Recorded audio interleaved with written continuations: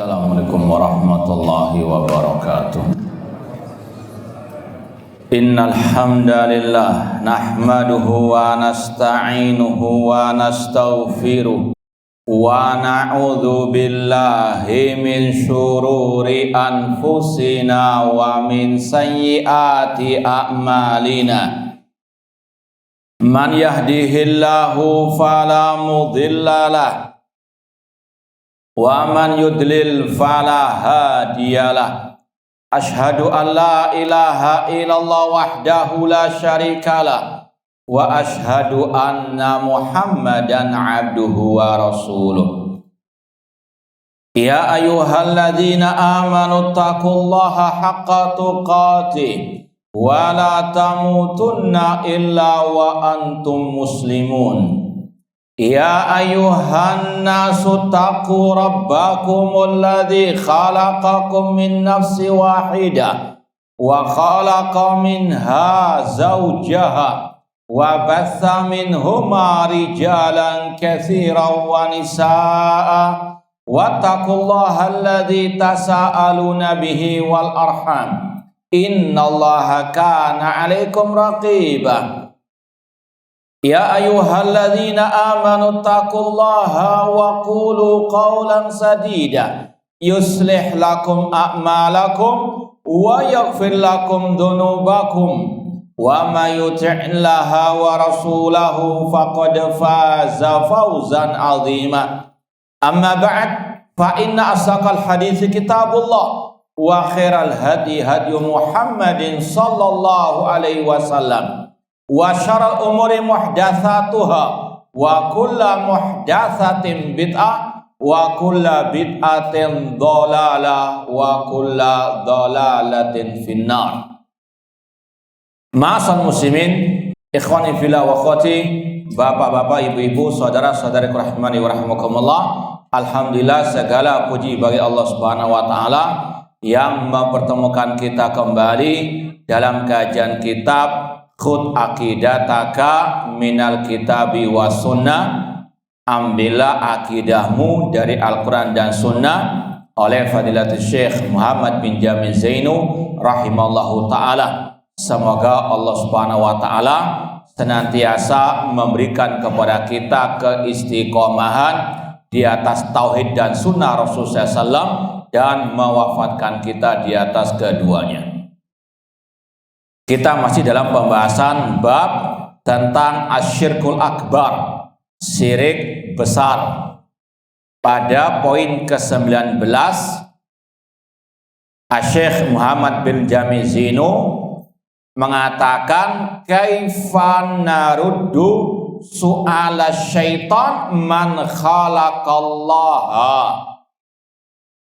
Bagaimana kita membantah pertanyaan atau bisikan setan, terutama dari kalangan jin, yang membisikkan siapa yang menciptakan Allah.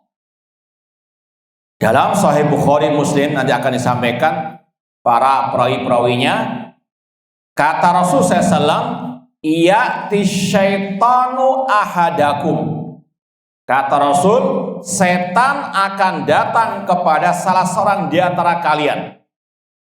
Kita wajib memahami setan itu ada dua jenis. Dari jenis manusia dan jenis al-jin. Sebagaimana dalam surat An-Nas, minal jinnati wan nas. Demikian pula dalam surat Al-An'am, Allah mengatakan wa kadzalika ja'alna likulli nabiyyin aduwan syayatinal insi wal jinni yuhi ba'duhum la ba'din zukhrufal qawli ghurura.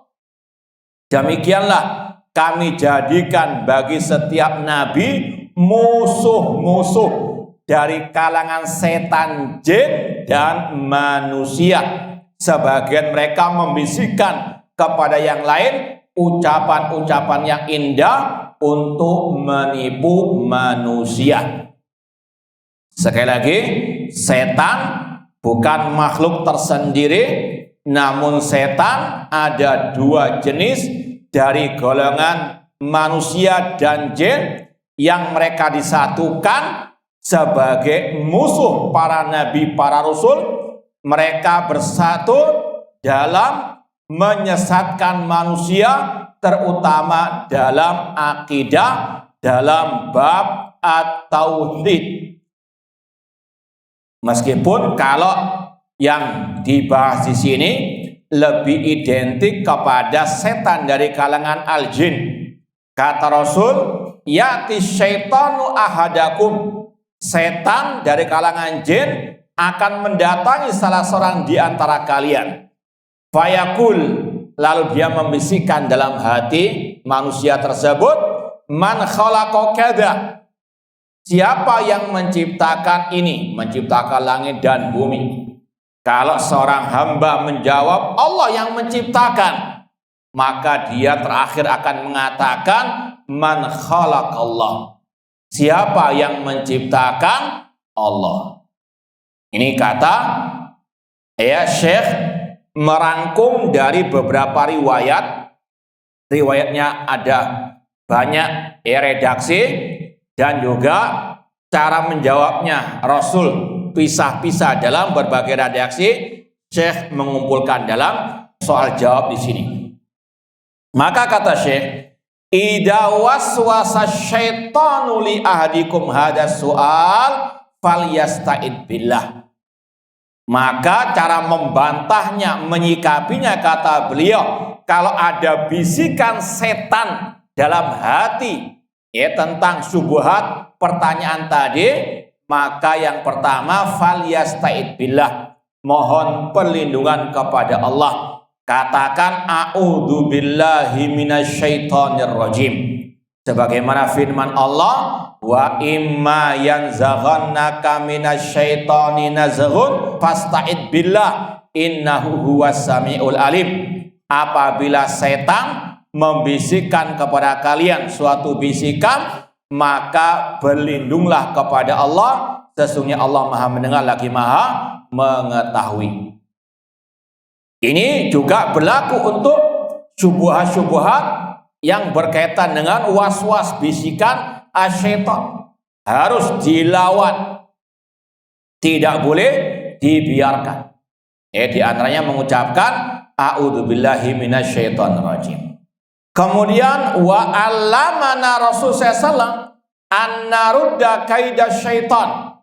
Dan Rasul juga mengajarkan kepada kita bagaimana menolak makar-makar bisikan asyaitan tersebut. Wa naqul, ini langkah berikutnya, mengatakan amantu billahi wa rasuli.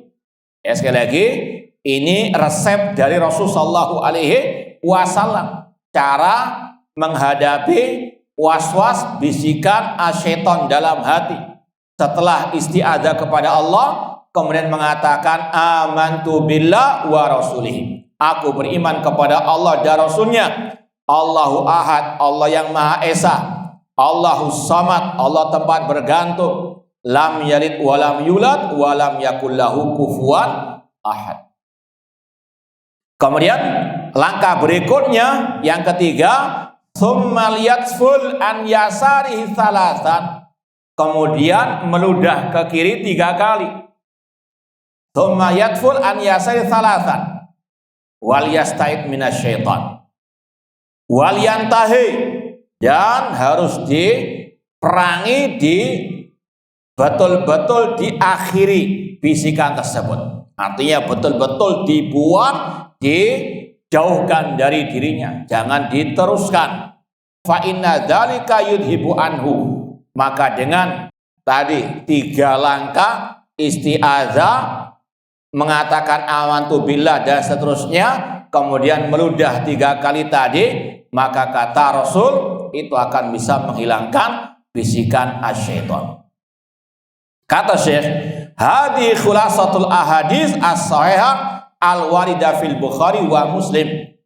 Langkah-langkah itu rangkuman dari hadis-hadis sahih yang tercantum dalam Sahih Bukhari, Muslim, Imam Ahmad dan Abi Dawud. Ini sekali lagi bisikan dari setan dari kalangan al-jin. Harus betul-betul diperangi. Kalau dibiarkan, naudzubillah min dzalik, bisa menjadikan orang murtad dari al-Islam.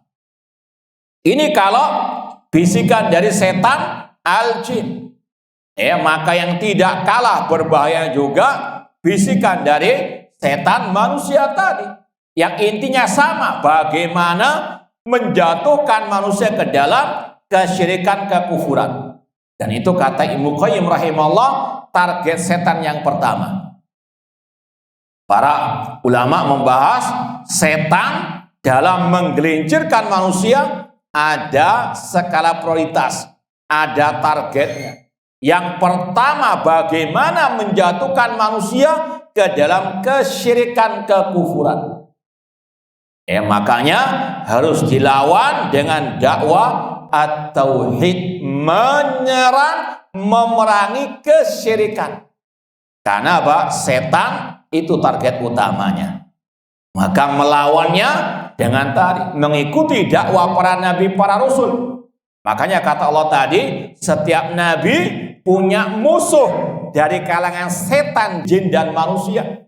Dan sudah kita sampaikan berulang kali, prioritas dakwah nabi, para rasul, dakwah kepada tauhid, melarang dari kesyirikan. Makanya kalau ada manusia-manusia yang menghalangi dakwah tauhid, hakikatnya setan dari kalangan manusia. Allah yang mengatakan demikian, wa kadzalika ja'alna likulli nabiyyin aduwan syayatinal insi wal jin. Demikian pula yang menyeru manusia kepada kesyirikan. Pada hakikatnya setan dari kalangan apa? Al-ins, dari kalangan manusia. Casingnya manusia, namun isinya setan. Atau bahkan kalau mungkin pernah kita sampaikan ucapan Imam Az-Zahabi rahimahullahu ta'ala, ketika beliau mengomentari ucapan ulama salaf yang bernama Abu Kilabah. Abu Kilabah pernah mengatakan, idza haddatsa rajula bisunnah faqala da'na min hadza hati kitaballah fa'lam annahu dhalun mudil. Seorang ulama salaf yang bernama Abu Kilabah mengatakan, apabila Anda menyampaikan kepada seseorang tentang sunnah Rasul, hadis Rasul, tapi dia mengatakan gak usah pakai hadis, datangkan ayatnya, maka kata Abu Kilabah, ketahuilah orang ini sesat, menyesatkan. Ini ucapan Abu Kilabah. Imam Dahabi dalam biografi Abu Kilabah menambahkan ucapan, idza ra'aita al-mutakallim al-mubtadi' yaqul ja'na minal kitab wal ahadisil ahad fa'lam annahu Abu Jahal.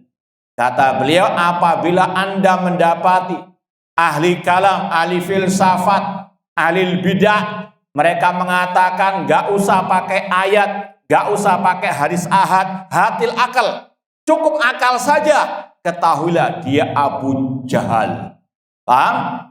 Nah, kemudian kata beliau lagi, wa idza ra'aita asalik at-tauhidi yaqul da'na min hadza wa hatiz zauq fa'lam annahu iblis zahara fi suratil bashar. Kata Imam Az-Zahabi yang bermadzhab Syafi'i, apabila Anda mendapati orang yang mengikuti tarekat-tarekat sufiyah mengatakan gak usah pakai ayat, gak usah pakai hadis, cukup perasaan, zauq. Kata Imam Dahabi, ketahuilah dia itu iblis yang menampakkan diri dalam bentuk manusia. Sekali lagi, ini yang dikatakan oleh Allah tadi, musuh para nabi, setan dari kalangan jin dan manusia. Di antaranya tadi juga kata Imam Dahabi, yang tidak mau ayat, tidak mau hadis, namun apa? Hanya dengan Zaub. Apakah ada orang yang seperti itu? Banyak. Nah, hadis dalam Sahih Bukhari katanya tidak diterima kalau nggak sesuai dengan zaub perasaannya. Ini kata Imam Dhahabi, dia itu pada hakikatnya iblis yang menjelma menjadi manusia. Bahkan kata beliau, fa idza jambu tafarub, jika ente nggak berani melawannya, pergi jauh, ya tinggalkan dia, jauhi dia, lari darinya. Namun jika ente berani, fasra wabruk alaihi, kalau ente berani banting dia, kemudian tindihi badannya, iqra ayat al-kursi, baca ayat apa? Kursi, biar iblisnya apa? Keluar. Itu pada hakikatnya penyesat umat yang menyeru kepada kesyirikan, kebid'ahan, penyimpangan, pada hakikatnya itu setan dari kalangan al-ins yang juga mungkin dimasuki ke rasukan apa? Setan dari kalangan al-jin. Bacakan ayat kursi. Itu ucapan Imam Az-Zahabi rahimallahu ta'ala. Maka harus setiap muslim muslimah waspada, hati-hati. Banyak syubhat terutama di akhir zaman ini, karena alil bid'ah mereka luar biasa kepanasan dengan bantahan-bantahan ahli sunnah salafiyin tentang masalah akidah. Bagaimana dakwah salafiyah, para dai-dai yang menyuruh kepada akidah sahihah membantah syubhat mereka, sehingga mereka pun apa? Kepanasan, mereka membabi buta dalam membantah apapun sekarang dicap Wahabi. Ada kesalahan apapun, buang sampah, Wahabi dan sebagainya. Intinya naudzubillah min dzalik, luar biasa membabi butanya mereka, sampai yang mungkin pernah kita sampaikan di sini atau tempat lain, kita pernah mendengar satu dai mereka ketika membahas masalah Allah di atas langit, dia mengatakan barang siapa yang mengatakan Allah di atas langit, dia kafir.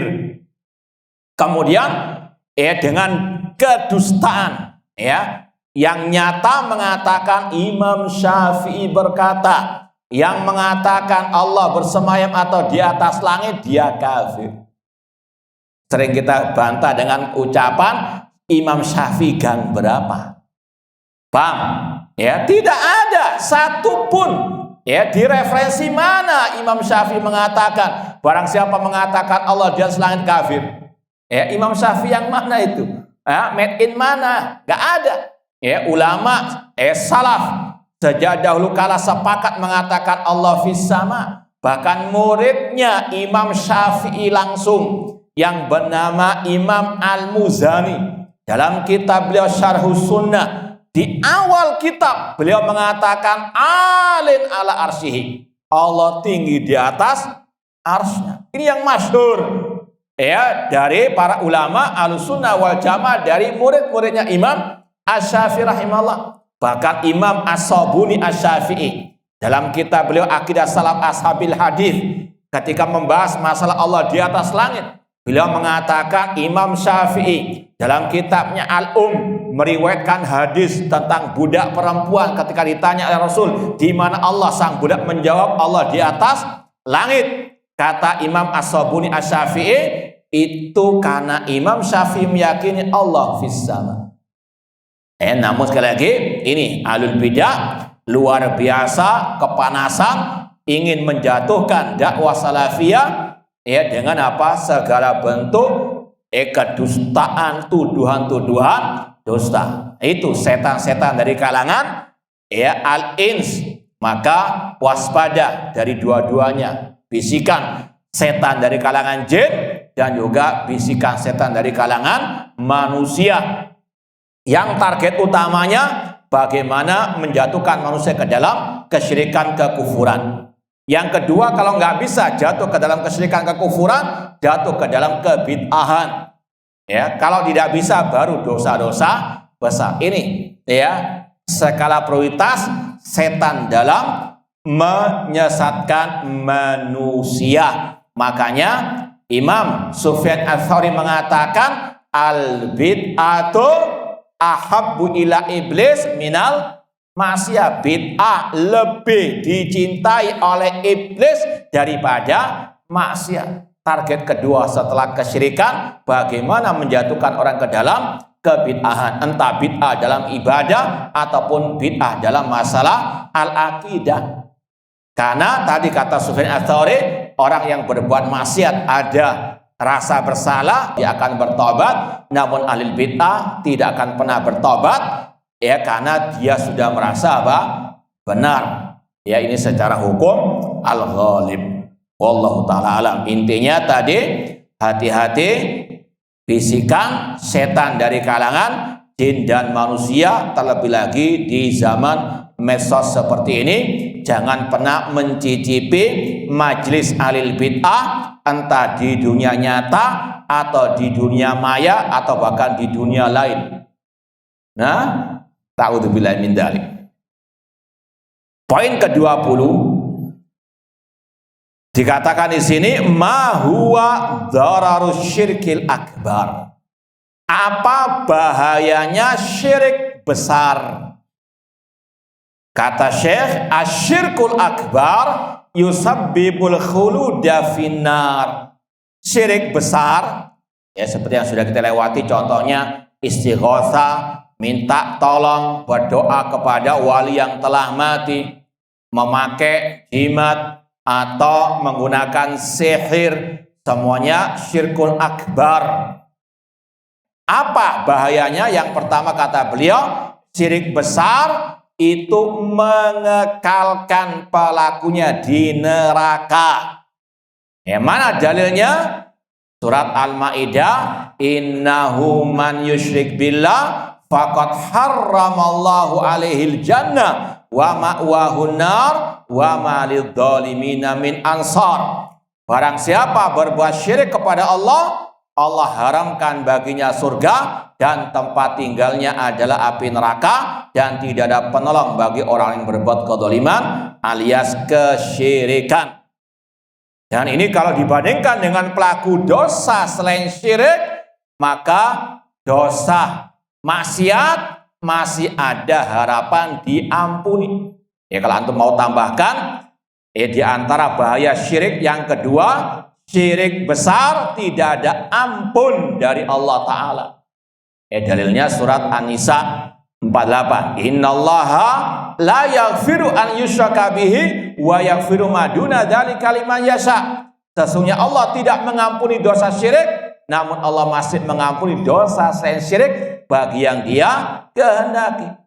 Seandainya orang itu mulai lahir, misalnya mulai lahir sudah minum minuman keras sampai mati, megang botolnya minuman keras, gak tobat sama sekali, tapi dia gak pernah berbuat syirik, maka masih ada harapan masuk surga. Allah yang mengatakan demikian, wa yaghfiru ma duna dzalika liman yasha. Allah mengampuni dosa selain syirik bagi yang Dia kehendaki. Tapi seandainya dia mulai lahir oek-oek, ya, kemudian sampai mati rajin sholat, rajin ibadah semuanya, tapi di tengah perjalanan dia pernah meminta kepada Rasul, ya Rasulullah, sembuhkan penyakitku, wahai Syekh Abdul Qadir Jailani, ya berilah aku rezeki dan seterusnya. Ini kalau dia nggak bertobat dari kesyirikannya sampai mati, ini ancamannya. Ya, Allah akan masukkan dia ke neraka selama-lamanya, tidak ada ampun. Innallaha la yaghfiru an yushraka. Ini bahayanya apa? Asyirkul akbar. Makanya para anbiya wa rasul, sekali lagi prioritas dakwah mereka tentang tauhid. Karena apalah artinya ibadah yang banyak kalau ada setetes kesyirikan yang besar, ya tidak ada manfaatnya. Itu yang ketiga. Bahaya syirik menggugurkan semua amal ibadah. Meskipun ada poin ke-21 nanti akan ditambahkan lagi. Di antara dalilnya surat Al-Zumar, ya, coba lihat ayat ke-65 insyaallah, tentang Nabi kita Muhammad SAW dikatakan oleh Allah, la in asyrakta la yahbatanna amaluka wa la takunanna minal khasirin. Jika engkau wahai Muhammad berbuat syirik, aku gugurkan semua amal ibadahmu dan engkau termasuk orang yang merugi. Ini bahaya syirik besar. Tidak ada ampun dari Allah, gugur semua amal ibadahnya, dan kekal di dalam api neraka. Meskipun urusan akhirat itu kita serahkan kepada Allah secara vonis individu. Ya, secara umum iya, orang yang mati dalam keadaan musyrik neraka kekal selama-lamanya. Tidak Allah ampuni, tidak akan diterima amal ibadahnya. Kaidah secara umum. Adapun si B, si C, urusan akhirat kita serahkan kepada Allah Ta'ala. Karena bisa jadi dia sudah bertobat, kita tidak tahu. Atau dia berbuat syirik dalam kejahilannya. Allah menerima uzurnya. Kita nggak tahu. Paham? Sekali lagi, bedakan kaidah umum. Innallaha la yaghfiru ayyushraka bihi, innahu man yusyrik billah, ini umum. Adapun si B, si C-nya serahkan kepada Allah. Ya, sekali lagi sebagaimana masalah akidah, wala nunazzilu ahadan minhum jannatan wala naran. Kata Imam At-Tahawi rahimahullah, kita tidak bisa menvonis seorang pun secara individu masuk surga, masuk neraka. Jangankan menvonis orang lain, kita sendiri tidak tahu. Kita hanya bisa berusaha dan berdoa semoga Allah memasukkan kita ke dalam surganya, menjauhkan kita dari api nerakanya. Kemudian kalau mau ditambahkan lagi, di antara bahaya syirik besar, dilaknat pelakunya oleh Allah fi dunya wal akhirah. Sebagaimana dalam Sahih Muslim, la'anallah man dzabaha li ghairillah. Allah melaknat orang yang menyembelih bukan karena Allah. Ya, la'anallah man dzabaha li ghairillah. Kemudian kalau mau ditambahkan lagi bahaya syirik, tidak ada keamanan baginya di dunia wal akhirah dan tidak akan mendapatkan petunjuk. Seperti dalam surat Al-An'am ayat 82, Allah mengatakan, alladzina amanu walam yalbisu imanahum bidzulmin ulaika lahumul amnu wa hum muhtadun. Orang-orang yang beriman dan tidak mencampur adukan iman mereka dengan kesyirikan, bagi mereka keamanan dan mereka mendapatkan petunjuk. Yang bertauhid, Allah berikan keamanan, Allah berikan petunjuk, maka lawannya yang berbuat syirik, tidak Allah berikan keamanan dan dia tidak mendapatkan al-hidayah. Na'udzubillahi min dzalik. Oleh karena itulah, ma'asal muslimin, wajib seorang hamba menjaga, memperhatikan masalah akidahnya, tauhidnya lebih dari yang lainnya. Dan hati-hati dari para penggembos dakwah at-tauhid, meskipun dari orang dalam sendiri. Masa dakwah terus masalah tauhid. Tauhid itu nanti bisa menjadikan orang merasa lebih benar sendiri. Na'udzubillahi min dzalik. Ini sekali lagi hati-hati. Alu asyubuhat. Para nabi, para rasul, para ulama Ahlussunnah sepakat tauhid atau dakwah tauhid melarang manusia dari kesyirikan. Itu ciri khas dakwah salafiyah. Itu adalah prioritas dakwah Ahlussunnah wal Jamaah, meneruskan tongkat estafet para nabi, para rasul. Kemudian disampaikan dalam ucapan Syekh di sini, wa qala sallallahu alaihi wasallam, Rasul SAW bersabda, wa man laqiyallaha yusyriku bi syai'an dakhalan nar. Barang siapa yang berjumpa dengan Allah pada hari kiamat dalam keadaan berbuat syirik, artinya belum bertobat sampai meninggal dunia, maka ancamannya neraka. Ya, dan kekal selama-lamanya. Seperti yang Allah juga firmankan dalam surat Al-Bayyinah, ya, ayat yang ke-6, innal ladzina kafaru min ahlil kitabi wal musyrikina fi nari jahannam khalidina fiha ulaika hum syarrul bariyah. Sesungguhnya orang-orang kafir dari Alkitab, Yahudi dan Nasara, dan orang-orang musyrikin, mereka kekal di dalam neraka jahanam selama-lamanya. Mereka lah sejelek-jelek makhluk. Adapun pelaku dosa, seandainya diadab di neraka, tidak kekal. Ya, seperti dalam hadis asy-syafa'ah, Rasul mengatakan, syafaati li ahlil kabair min ummati, syafaatku bagi pelaku dosa besar dari umatku, yaitu nanti akan dikeluarkan dari api neraka. Dalam Sahih Bukhari juga dikatakan, akhriju minan nar man kana fi qalbi mithqal dzarratin min iman, keluarkanlah dari api neraka orang-orang yang masih ada sedikit keimanan. Artinya yang tidak berbuat syirik, namun dia berlumuran dengan dosa, imannya sedikit, imannya sangat luar biasa jauhnya, namun dia tidak berbuat syirik, dikeluarkan dari api neraka. Maka sekali lagi, ini yang wajib diperhatikan. Dan ini juga ada hubungan dengan masalah al-wala wal bara. Jangan sampai orang yang jatuh ke dalam kesyirikan dianggap kayak tidak ada apa-apa sama sekali. Kayaknya baik-baik saja, bahkan ditokohkan, bahkan dipuja, dipuji, diustadkan. Adapun yang jatuh ke dalam maksiat, misalnya koruptor, kalau secara kacamata orang awam, kebanyakan mereka lebih banyak yang benci kepada koruptor atau yang berbuat syirik.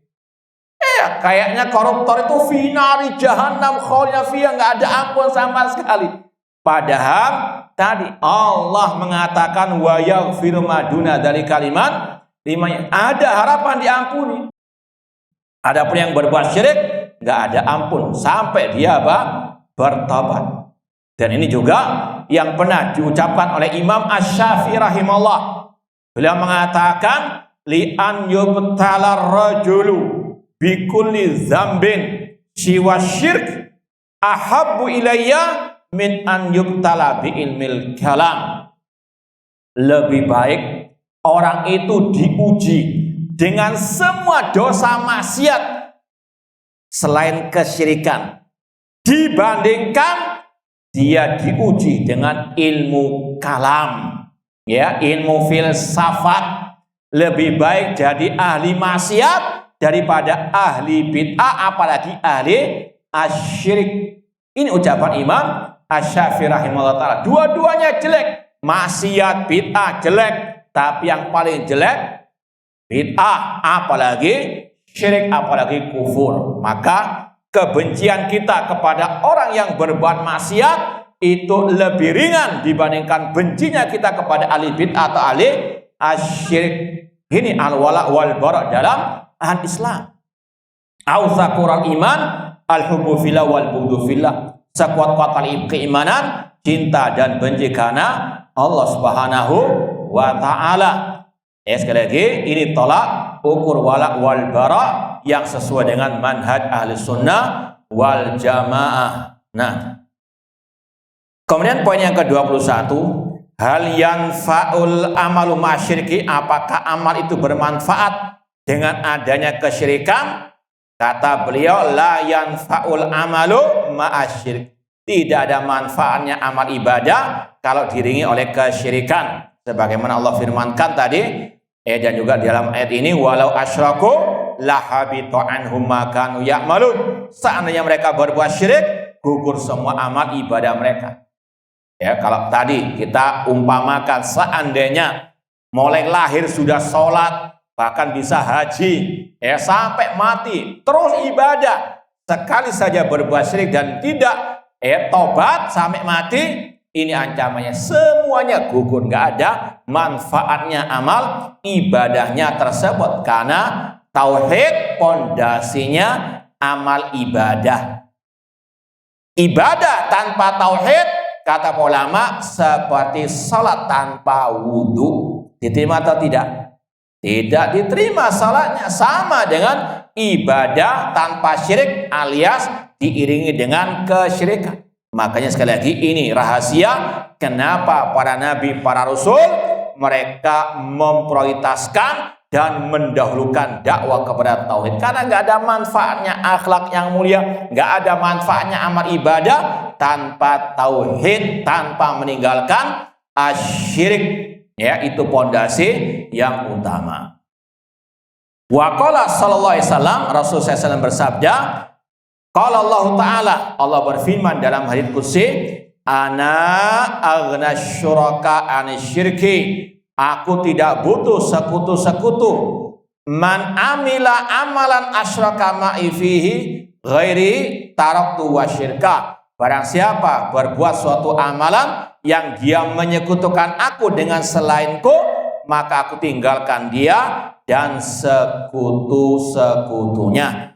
Seorang muslim harus betul-betul menjauh dari segala bentuk kesyirikan yang nampak maupun yang tersembunyi, di antaranya dengan terus istiqomah belajar akidah sahihah, belajar tauhid yang benar berdasarkan qala Allah wa qala Rasul wa qala as-sahabah.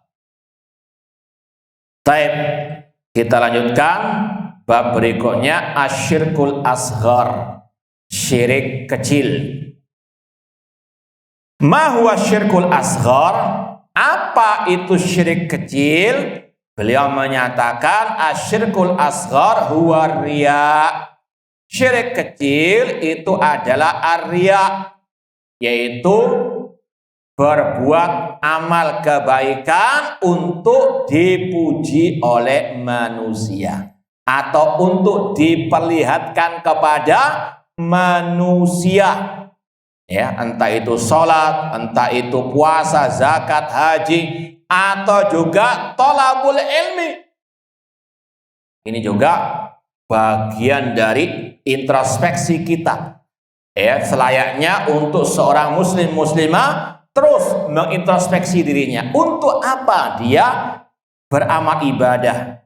Ini yang kita sampaikan tadi. Iya, mungkin dia jauh dari dosa syirik besar, tapi hati-hati dengan syirik kecil.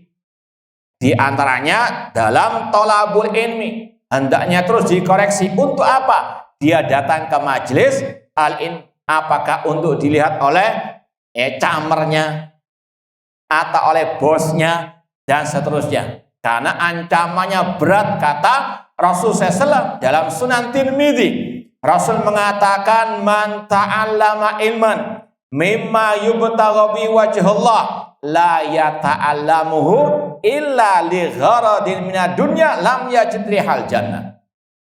Barang siapa yang belajar ilmu agama yang seharusnya dia niatkan mencari wajah Allah, ridha Allah, namun dia mencari ilmu agama untuk mendapatkan bagian dari urusan dunia, dia tidak mencium bau surga. Ini ancaman yang sangat berat yang Rasul katakan kepada bukan orang yang di pasar, bukan orang yang di pinggir jalan, namun yang di majelis ilmu. Ya, hati-hati.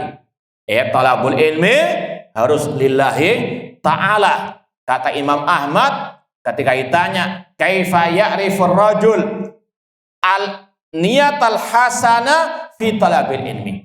Bagaimana seseorang itu tahu dirinya niatnya baik, ikhlas dalam belajar ilmu agama? Kata beliau, idanawa raf'al jahli an nafsihi. Kalau dia niatkan belajar ilmu itu untuk mengangkat kejahilan, kebodohan dari dirinya, itu indikasi dia apa?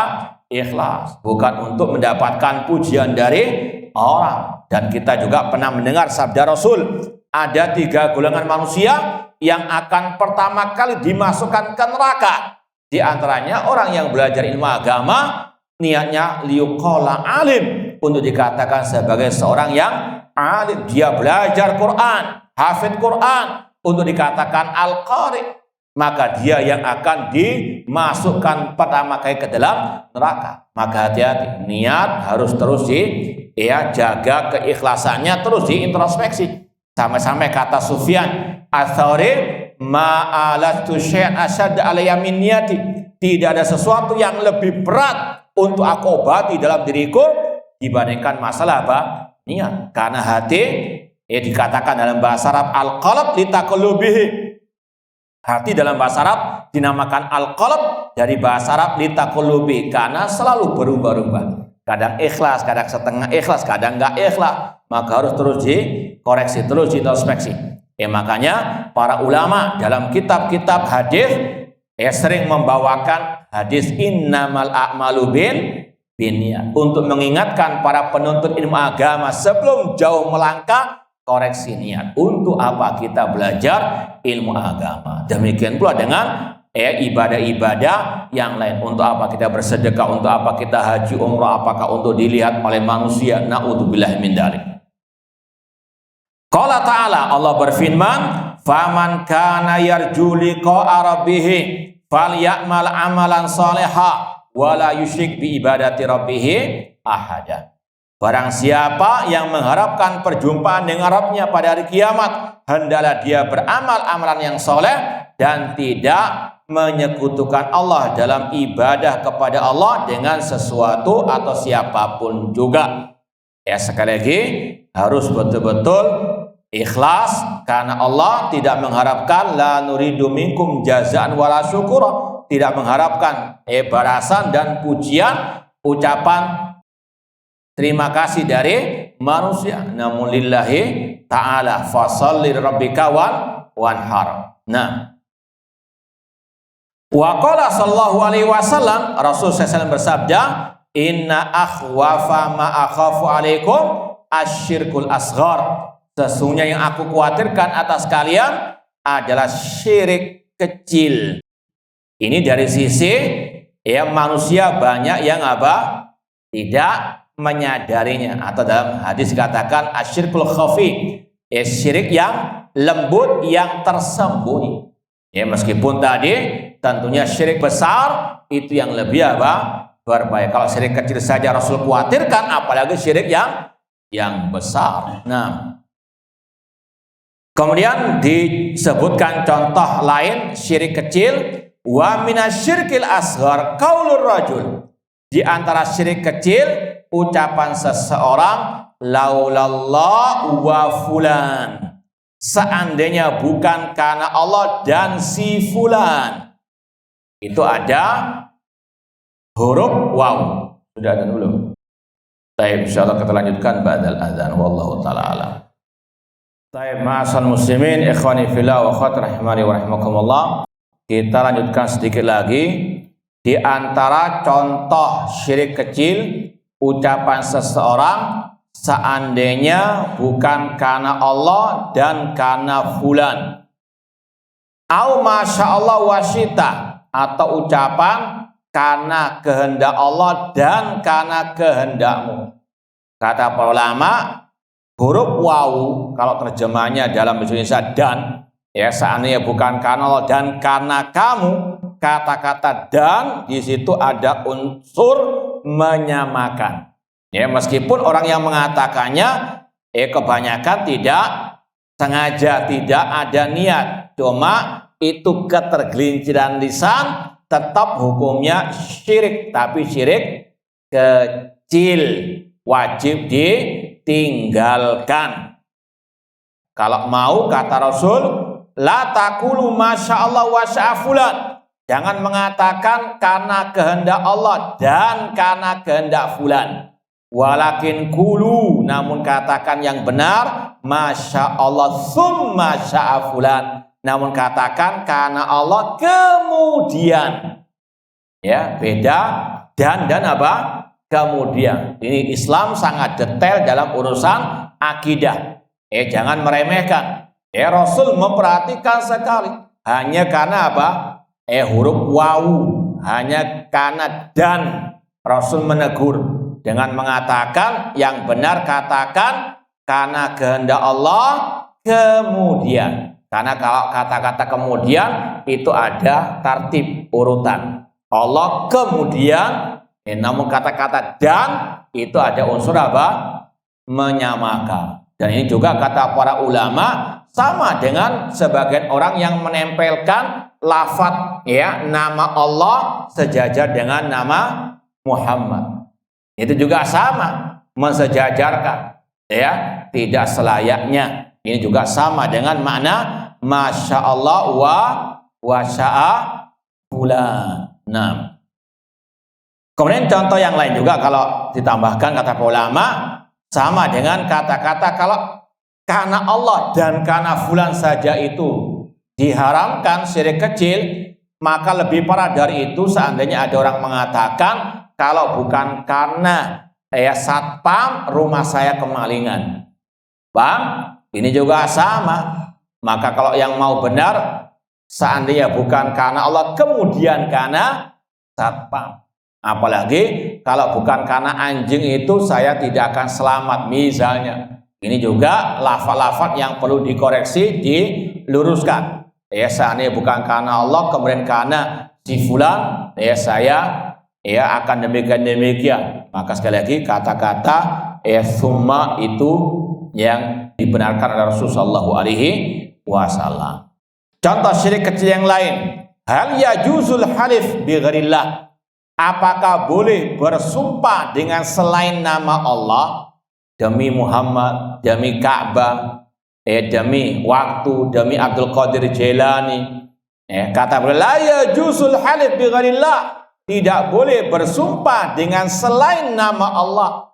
Dalilnya kul bala wa rabbi la tub'atsuna. Katakan wahai Nabi Muhammad, kali-kali tidak demi Rabbku.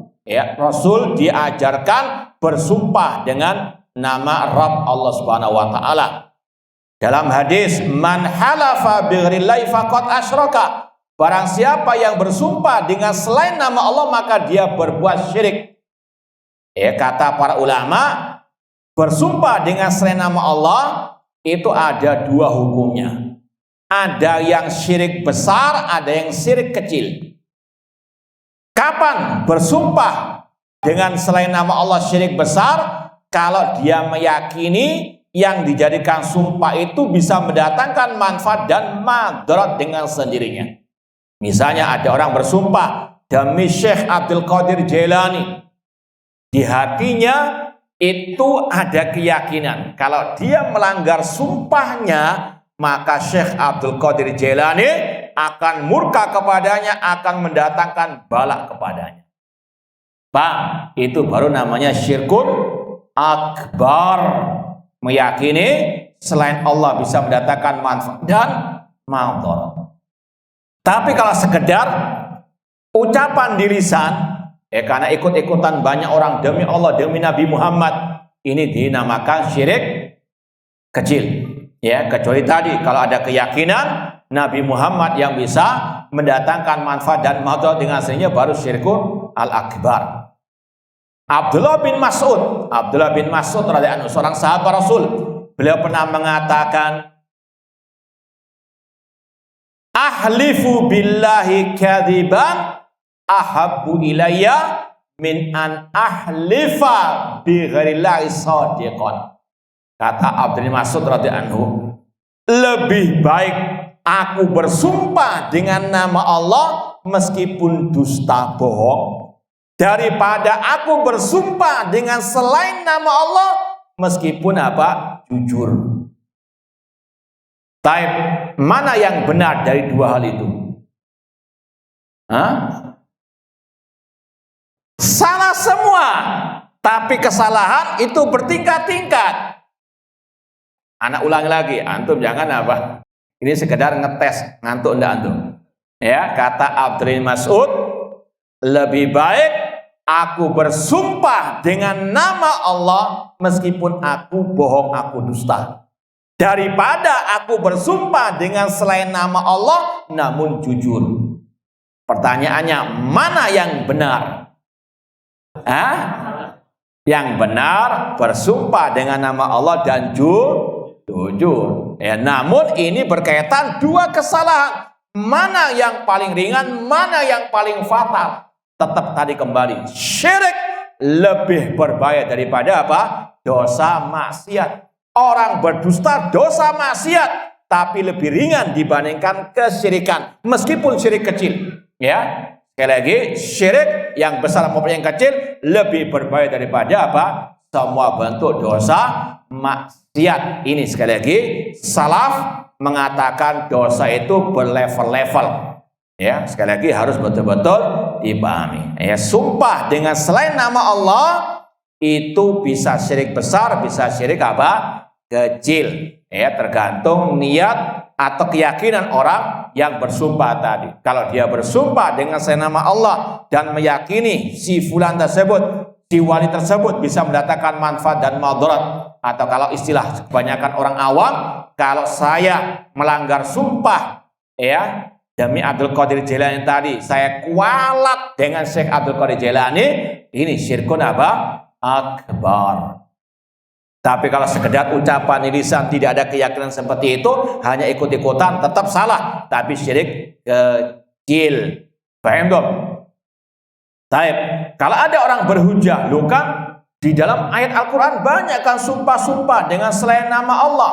Wal fajri, demi waktu fajar. Wal asri, demi waktu. Wad duha, watini, wazaitun. Gimana jawabnya? Itu hanya kekhususan Allah. Allah bersumpah dengan apa saja yang dia kehendaki. Allah bersumpah dengan makhluk-makhluknya. Ini Allah fa'alul lima yurid. Allah berbuat sesuai dengan kehendaknya. Adapun manusia, hamba, ini kata Rasul, barang siapa yang bersumpah dengan selain nama Allah, maka dia berbuat syirik. Kemudian Rasul mengatakan, man kana halifan falyahlif billah aw liyasmut. Barang siapa yang ingin bersumpah, bersumpahlah dengan menyebut nama Allah, atau kalau tidak bisa, hendaklah dia diam. Ya, tidak boleh bersumpah meskipun dengan nama Nabi Muhammad atau menggandengkan demi Allah, demi Muhammad, itu syirik kepada Allah. Rasul yang mengatakan demikian. Wallahu ta'ala alam. Insyaallah kita akan lanjutkan bab berikutnya di pertemuan yang akan datang biidznillah ta'ala. Ini ada pertanyaan, Ustadz bisa jelaskan apa yang dimaksud dengan sifat al-hayyu bagi Allah? Mungkin yang dimaksud adalah sabda Rasul, innallaha hayyun karim yastahyi min abdihi idza rafa'a yadahu an yaruddahu sifra. Dalam hadis yang sahih, Rasul mengatakan Allah itu maha pemalu dan Allah maha mulia atau maha dermawan, dan Allah malu kalau hambanya menengadakan, mengangkat kedua tangannya memohon kepadanya, kemudian ditolak oleh Allah. Hadisnya sudah menjelaskan arti Allah maha pemalu. Di antara tadi, Allah malu jika hambanya mengangkat kedua tangannya berdoa untuk ditolak oleh Allah Subhanahu wa ta'ala. Ahlussunnah menetapkan semua nama Allah, semua sifat Allah. Di antara nama Allah Al-Hayy, ya, Allah maha pemalu, sifatnya Allah malu. Di antara tadi, malu kalau ada hambanya berdoa mengangkat kedua tangan lalu ditolak. Kita tetapkan Allah punya sifat rasa malu, namun sesuai dengan kebesarannya, tidak boleh disamakan dengan sifat makhluk. Sama dengan sifat pendengaran, sifat Allah itu al-haya, punya sifat kehidupan dan seterusnya. Tetapkan tanpa diserupakan dengan sifat makhluk. Sifat makhluk sesuai dengan kekurangannya, sifat Allah sesuai dengan kesempurnaan dan kemuliaan serta kebesarannya. Bolehkah mendengarkan khutbahnya ahlul bid'ah jika kita terpaksa sholat Jumat di masjidnya? Bedakan kondisi normal, kondisi ada pilihan dengan tidak ada apa? Pilihan. Sholat Jumat, menghadiri khutbah Jumat hukumnya wajib bagi kaum laki-laki yang mukim. Maka apa? Dengan terpaksa kalau tidak ada masjid yang sunnah, duduk meskipun tetap dengan apa? Kewaspadaan. Ini di luar apa? Kaidah asal ad-daruratu bihul mahdhurat. Darurat menghalalkan yang apa? Yang dilarang. Cuma jangan sampai ketagihan. Kok enak retorikanya, dicari di YouTube. Naudzubillah min dzalik. Ya sekali lagi, bedakan keadaan yang sebagaimana kita kan dilarang bermajlis dengan ahli bid'ah secara umum, ya.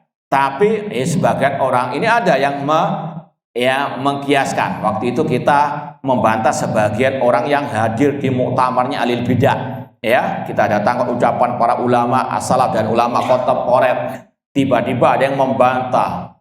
Tapi kan kalau antum safari dakwah kan pakai pesawat, kumpul dengan apa? Banyak ya kalau kita jawab, ya seandainya anak punya pesawat pribadi, jet pribadi, anak nggak pakai apa? Kumpul dengan ahli. Bedakan keadaan apa? Darurat dengan keadaan yang kita punya apa? Pilihan. Paham dong? Ya, dan juga yang dimaksud dengan majelis dengan mereka, majelis dalam apa? Urusan agama, bukan urusan di dalam apa? Pesawat. Paham dong? Cuma ada orang yang sekedar asbun sebagaimana tadi alil bid'ah membantah dengan membabi buta tanpa kaidah-kaidah yang ilmiah. Pokoknya asal ngomong, asal bunyi saja. Naudzubillahi min dzalik. Sekali lagi, kalau misalnya tidak ada lagi masjid selain masjid alil bid'ah dan sudah waktunya sholat Jumat, maka apa?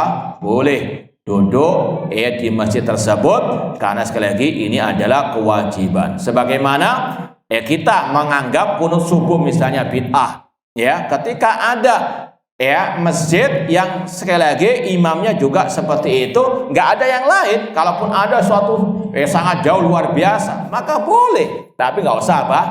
Ikut-ikutan. Jangan sampai karena bid'ahnya itu kita salat sendiri di rumah. Jangan melawan bid'ah dengan apa?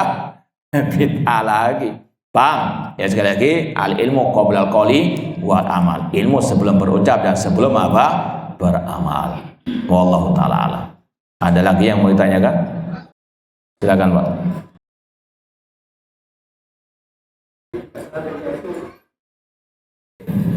Syirik kecil ya.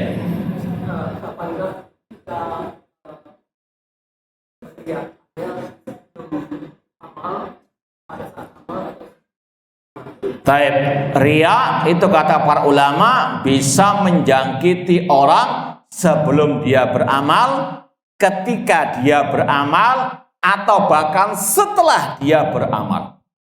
Ya, kalau misalnya sebelum beramal, seperti kita contohkan tadi, dia mau ke masjid, ya, awalnya ikhlas, tapi ketika lihat, camernya sudah apa? Masuk ke masjid, mulai, ya, ana harus memperindah sholat anak biar diterima, karena anak wajah pas-pasan, dompet juga pas-pasan, khawatir nggak diterima, maka apa modalnya? Itu riya ketika naudzubillah min dzalik. Ini riya sebelum apa? Beramal, dan itu juga terkadang bisa sampai akhir. Ini nggak diterima sama sekali sholatnya, meskipun nggak sampai apa? Keluar dari Islam, cuma syirik kecil. Ada yang awalnya nggak riya, tapi ketika Allahu Akbar, camernya ikut apa? Salat di sampingnya. Dia bau ini calon mertua anak ini. Dia perbaiki, dia indahkan salat. Ini riya ketika apa? Pertengahan salat. Tetap juga tidak diterima meskipun dosanya lebih ringan daripada yang dari awal. Ada pula yang sudah selesai amal, tapi apa? Muncul perasaan riya. Semoga sholat anak tadi dilihat oleh camer anak. Sudah selesai ibadahnya, tapi setelah apa? Ibadah muncul. Atau orang yang sekarang baru pulang ibadah haji, awal sampai akhir itu luar biasa ikhlas lillahi ta'ala, tapi selesai pulang banyak orang yang apa? Manggilnya Pak Haji. Ketika sudah terkenal dengan sebagai Pak Haji, kalau ada orang yang nggak memanggil nama anak dengan haji, anak nggak mau noleh. Bang? Nah, ini muncul riya. Awalnya ikhlas, namun akhirnya apa? Naudzubillah, ini berdosa meskipun ibadahnya semoga diterima oleh Allah Subhanahu wa Ta'ala. Jadi makanya kata ulama, ikhlas harus tetap dijaga ketika mau ibadah, ketika sedang ibadah, akhir ibadah, bahkan selesai ibadah pun jangan sampai terkena riya. Naudzubillah min dzalik. Sudah Pak, tadi ada pertanyaan? Baik, silakan. Allah wa Rasulullah alam, Taib. Ini berbeda sikonnya. Yang pertama karena para sahabat mereka yang mencontohkan, mengatakan Allah wa rasuluhu a'lam. Seandainya itu salah, Rasul pasti menegur. Ya, kemudian yang kedua pembahasannya berbeda. Ini berkaitan dengan masalah ilmu agama. Ya, ilmu agama yang paling tahu siapa? Allah dan betul Allah dan Rasulnya. Secara fakta di lapangan demikian. Yang lebih tahu tentang urusan agama hanya Allah dan Rasul. Kita ditanya masalah fikih, kita katakan Allah dan Rasul alam. Meskipun yang lebih tepat Allah alam saja. Cuma Allah wa Rasul alam, kata ulama boleh karena memang Rasul tahu apa masalah agama. Beda kalau ditanya bagaimana keadaan si fulan, Allah wa Rasul alam, ini yang keliru. Paham ya? Nah, wallahu taala alam. Ada yang lain? Cukup? Baik, ini yang mungkin bisa kita sampaikan. Kurang lebihnya mohon maaf. Wa jazakumullahu khairan. Aku qouli hada wa akhiru da'wana anil hamdulillahi rabbil alamin. Wassalamualaikum warahmatullahi wabarakatuh.